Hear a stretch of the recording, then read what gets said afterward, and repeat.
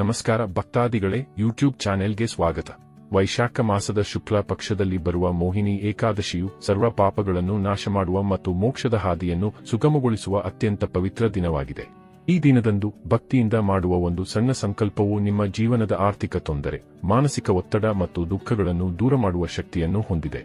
ಇಂದಿನ ವಿಡಿಯೋದಲ್ಲಿ 2026ರ ಮೋಹಿನಿ ಏಕಾದಶಿಯ ನಿಖರವಾದ ದಿನಾಂಕ, ಮುಹೂರ್ತ, ಪುರಾಣ ಕಥೆ ಮತ್ತು ಜೀವನವನ್ನೇ ಬದಲಿಸಬಲ್ಲ ಕೆಲವು ಗುಪ್ತ ಪರಿಹಾರಗಳನ್ನು ತಿಳಿಯೋಣ. ಮುಹೂರ್ತ ಮತ್ತು ದಿನಾಂಕ. 2026ರಲ್ಲಿ ಮೋಹಿನಿ ಏಕಾದಶಿಯ ದಿನಾಂಕದ ಬಗ್ಗೆ ಅನೇಕರಲ್ಲಿ ಗೊಂದಲವಿರಬಹುದು. ಶಾಸ್ತ್ರೋಕ್ತವಾದ ಮಾಹಿತಿ ಇಲ್ಲಿದೆ. ಏಕಾದಶಿ ತಿಥಿ ಆರಂಭ 26ನೇ ಏಪ್ರಿಲ್ 2026 ಸಂಜೆ 6:06ಕ್ಕೆ. ಏಕಾದಶಿ ತಿಥಿ ಮುಕ್ತಾಯ 27ನೇ ಏಪ್ರಿಲ್ 2026 ಸಂಜೆ 6:15ಕ್ಕೆ. ಉಪವಾಸದ ದಿನ ಉದಯ ತಿಥಿಯ ಪ್ರಕಾರ 27 ಏಪ್ರಿಲ್ 2026 ಸೋಮವಾರದಂದು ಈ ಪವಿತ್ರ ಉಪವಾಸವನ್ನು ಆಚರಿಸಬೇಕು. ಉಪವಾಸ ಬಿಡುವ ಸಮಯ 28 ಏಪ್ರಿಲ್ 2026 ಮಂಗಳವಾರ ಬೆಳಿಗ್ಗೆ 5:45 ರಿಂದ 8:21 ಒಳಗೆ ವ್ರತವನ್ನು ಮುಗಿಸಬೇಕು. ಮೋಹಿನಿ ಏಕಾದಶಿಯ ಮಹತ್ವ. ವೀಕ್ಷಕರೇ, ಶ್ರೀಕೃಷ್ಣನು ಧರ್ಮರಾಜ ಯುಧಿಷ್ಠಿರನಿಗೆ ಹೇಳಿದಂತೆ ಈ ಏಕಾದಶಿ ವ್ರತವು ಜನ್ಮಜನ್ಮಾಂತರದ ಪಾಪಗಳನ್ನು ಮತ್ತು ಮೋಹಮಾಯೆಯ ಜಾಲವನ್ನು ಕತ್ತರಿಸುತ್ತದೆ. ಕುರುಕ್ಷೇತ್ರದಲ್ಲಿ ಸೂರ್ಯಗ್ರಹಣದ ಸಮಯದಲ್ಲಿ ಬಂಗಾರ ದಾನ ಮಾಡುವುದರಿಂದ ಅಥವಾ ಸಾವಿರಾರು ಗೋವುಗಳನ್ನು ದಾನ ಮಾಡುವುದರಿಂದ ಸಿಗುವ ಪುಣ್ಯವು ಕೇವಲ ಈ ಒಂದು ದಿನದ ವ್ರತದಿಂದ ಲಭಿಸುತ್ತದೆ. ಸ್ಥಳ, ಪುರಾಣ ಮತ್ತು ಕಥೆ. ಸಮುದ್ರ ಮಂಥನದ ಸಮಯದಲ್ಲಿ ಅಮೃತ ಕಲಶವು ಪ್ರಕಟವಾದಾಗ ಅಸುರರು ಅದನ್ನು ದೇವತೆಗಳಿಂದ ಕಿತ್ತುಕೊಂಡರು. ಅಸುರರನ್ನು ಮೋಹಿಸಿ ದೇವತೆಗಳಿಗೆ ಅಮೃತವನ್ನು ಕೊಡಿಸಲು ಭಗವಾನ್ ವಿಷ್ಣುವು ವಿಶ್ವದ ಅತ್ಯಂತ ಸುಂದರ ಸ್ತ್ರೀ ರೂಪವಾದ ಮೋಹಿನಿ ಅವತಾರವನ್ನು ತಾಳಿದನು. ವಿಷ್ಣುವು ಈ ಮಾಯಾವಿ ರೂಪವನ್ನು ಧರಿಸಿದ ದಿನವೇ ವೈಶಾಖ ಮಾಸದ ಈ ಏಕಾದಶಿ. ಹಾಗಾಗಿ ಇದನ್ನು ಮೋಹಿನಿ ಏಕಾದಶಿ ಎಂದು ಕರೆಯಲಾಗುತ್ತದೆ. ಈ ದಿನ ಪಾಲಿಸಬೇಕಾದ ಕಟ್ಟುನಿಟ್ಟಾದ ನಿಯಮಗಳು. ಏಕಾದಶಿಯೆಂದು ಕೆಲವು ನಿಯಮಗಳನ್ನು ತಪ್ಪದೇ ಪಾಲಿಸಬೇಕು. ಅನ್ನ ಸೇವನೆ ನಿಷೇಧ. ಈ ದಿನ ಅನ್ನ ತಿನ್ನುವುದು ಮಾಂಸ ತಿನ್ನುವಷ್ಟೇ ದೊಡ್ಡ ಪಾಪ ಎಂದು ವೇದವ್ಯಾಸರು ಹೇಳಿದ್ದಾರೆ. ಪಾಪ ಪುರುಷನು ಅಂದು ಅಕ್ಕಿಯಲ್ಲಿ ವಾಸವಾಗಿರುತ್ತಾನೆ. ಸಾತ್ವಿಕತೆ. ಬ್ರಹ್ಮಚರ್ಯ ಪಾಲಿಸಿ.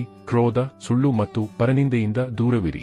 ವರ್ಜ್ಯ ವಸ್ತುಗಳು, ಈರುಳ್ಳಿ, ಬೆಳ್ಳುಳ್ಳಿ, ಮಾಂಸ ಮತ್ತು ಮದ್ಯವನ್ನು ಮನೆಯೊಳಗೆ ಸೇರಿಸಬೇಡಿ. ಕಪ್ಪು ಅಥವಾ ನೀಲಿ ಬಣ್ಣದ ಬಟ್ಟೆಗಳನ್ನು ಧರಿಸಬೇಡಿ. ಹಳದಿ ಅಥವಾ ಬಿಳಿ ಬಣ್ಣದ ಬಟ್ಟೆಗಳು ಶ್ರೇಷ್ಠ. ಪೂಜಾ ವಿಧಾನ. ಈ ದಿನ ಬ್ರಾಹ್ಮಿ ಮುಹೂರ್ತದಲ್ಲಿ ಎದ್ದು ಗಂಗಾಜಲ ಮಿಶ್ರಿತ ನೀರಿನಲ್ಲಿ ಸ್ನಾನ ಮಾಡಿ. ಮನೆಯ ಈಶಾನ್ಯ ಮೂಲೆಯಲ್ಲಿ ವಿಷ್ಣು ಮತ್ತು ಲಕ್ಷ್ಮಿಯ ವಿಗ್ರಹವನ್ನು ಪ್ರತಿಷ್ಠಾಪಿಸಿ. ಪಂಚಾಮೃತದಿಂದ ಅಭಿಷೇಕ ಮಾಡಿ ಹಳದಿ ಚಂದನದ ತಿಲಕ ಹಚ್ಚಿ ಮತ್ತು ಹಳದಿ ಹೂವುಗಳನ್ನು ಅರ್ಪಿಸಿ. ವಿಷ್ಣುವಿಗೆ ಅರ್ಪಿಸುವ ಯಾವುದೇ ಭೋಗದಲ್ಲಿ ತುಳಸಿ ಇರಲೇಬೇಕು. ಆದರೆ ಏಕಾದಶಿಯ ದಿನ ತುಳಸಿ ಕೀಳಬಾರದು. ಹಿಂದಿನ ದಿನವೇ ಕಿತ್ತು ಇಟ್ಟುಕೊಳ್ಳಿ. ಇನ್ನು ವಿಶೇಷ ಪರಿಹಾರಗಳು. ನಿಮ್ಮ ಸಮಸ್ಯೆಗಳಿಗೆ ಈ ದಿನದ ವಿಶೇಷ ಪರಿಹಾರಗಳು ಇಲ್ಲಿವೆ. ಆರ್ಥಿಕ ಅಭಿವೃದ್ಧಿಗೆ ಸಂಜೆ ವೇಳೆ ಹಳದಿ ಬಟ್ಟೆಯಲ್ಲಿ 5 ಹಳದಿ ಕವಡೆಗಳು, 7 ಗೋಮತಿ ಚಕ್ರ, 11 ಕಮಲದ ಬೀಜ ಮತ್ತು ಬೆಳ್ಳಿ ನಾಣ್ಯವನ್ನು ಇಟ್ಟು ಪೂಜಿಸಿ ನಂತರ ಅದನ್ನು ತಿಜೋರಿಯಲ್ಲಿಡಿ. ಉದ್ಯೋಗಕ್ಕೆ ಅಶ್ವತ್ಥ ಮರಕ್ಕೆ ಹಳದಿ ಅರಿಶಿನ, ಬೆಲ್ಲ ಮತ್ತು 11 ಕಡಲೆಬೇಳೆ ಮಿಶ್ರಿತ ನೀರನ್ನು ಅರ್ಪಿಸಿ 7 ಬಾರಿ ಪ್ರದಕ್ಷಿಣೆ ಹಾಕಿ. ನಕಾರಾತ್ಮಕ ಶಕ್ತಿ ನಿವಾರಣೆಗೆ ಸಂಜೆ ಮನೆಯ ಮುಖ್ಯ ದ್ವಾರದ 2 ಬದಿ ಮತ್ತು ತುಳಸಿ ಕಟ್ಟೆಯ ಬಳಿ ತುಪ್ಪದ ದೀಪ ಹಚ್ಚಿ ಅದಕ್ಕೆ 1 ಚಿಟಿಕೆ ಅರಿಶಿನ ಹಾಕಿ. ಆರೋಗ್ಯಕ್ಕಾಗಿ ಅನಾರೋಗ್ಯದಿಂದ ಬಳಲುವವರು ವಿಷ್ಣು ಸಹಸ್ರನಾಮ ಪಠಿಸಿ ದೇವರಿಗೆ ಅರ್ಪಿಸಿದ ತುಳಸಿ ತೀರ್ಥವನ್ನು ಸೇವಿಸಬೇಕು. ಭಕ್ತಾದಿಗಳೇ, ಇಷ್ಟು ಮಹಿಮೆಯುಳ್ಳ ಮೋಹಿನಿ ಏಕಾದಶಿಯನ್ನು ಭಕ್ತಿಯಿಂದ ಆಚರಿಸಿ ಭಗವಂತನ ಕೃಪೆಗೆ ಪಾತ್ರರಾಗಿ. ಈ ಮಾಹಿತಿ ನಿಮಗೆ ಇಷ್ಟವಾದಲ್ಲಿ ವಿಡಿಯೋವನ್ನು ಲೈಕ್ ಮಾಡಿ ಮತ್ತು ನಿಮ್ಮ ಆತ್ಮೀಯರೊಂದಿಗೆ ಶೇರ್ ಮಾಡಿ. ದೈವಿ ಮಾಹಿತಿಗಳಿಗಾಗಿ ನಮ್ಮ ಚಾನೆಲ್ಗೆ ಸಬ್ಸ್ಕ್ರೈಬ್ ಆಗಿ. ರಾಧೇ ರಾಧೇ.